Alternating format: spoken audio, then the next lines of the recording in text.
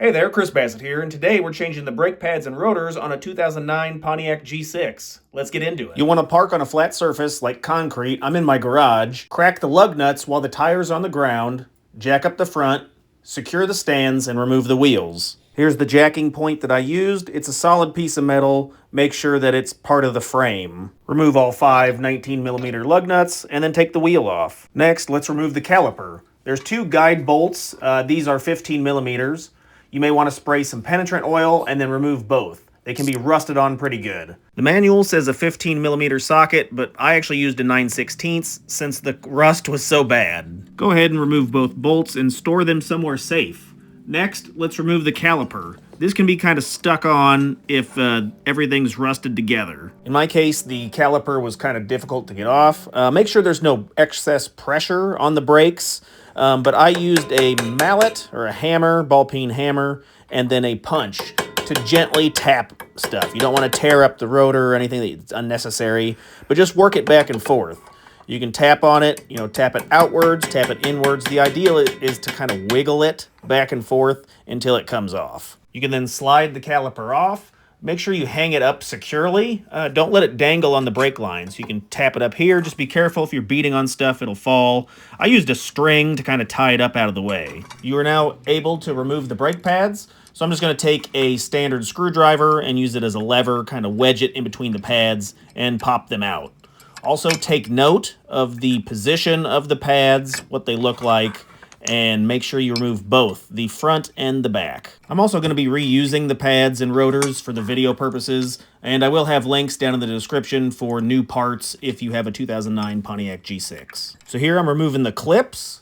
Make sure that you get these out. They hold the brake pads in place. If you pinch them at the locations I'm demonstrating with my fingers, they pop out. But you could either save them, or I think a new brake pad kit comes with new shims. All right, next we need to remove the caliper bracket. This has 2 larger 15mm bolts. These hold the bracket to the knuckle. Once again, these were pretty rusted on, so spray some penetrating lubricant, and then I had to get a hammer in there and kind of tap on it. Make sure you're going the right direction, obviously, but to break it loose. Once the bolts are loose, go ahead and remove them, and then your caliper bracket should come off. We are going to do a little maintenance on the bracket with some greasing, so stick around for that.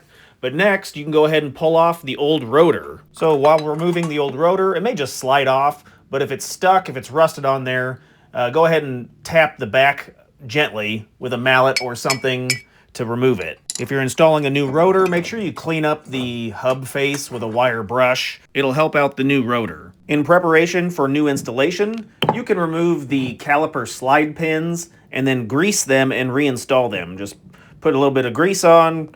I found luck by twisting it clockwise while pushing to get it to reinstall, but the rubber boot will just get pushed back in there. Make sure that it's all greased up. All right, so I'm going to speed run the reinstallation process. Make sure your new rotor's on there, slide it on, no bolts needed.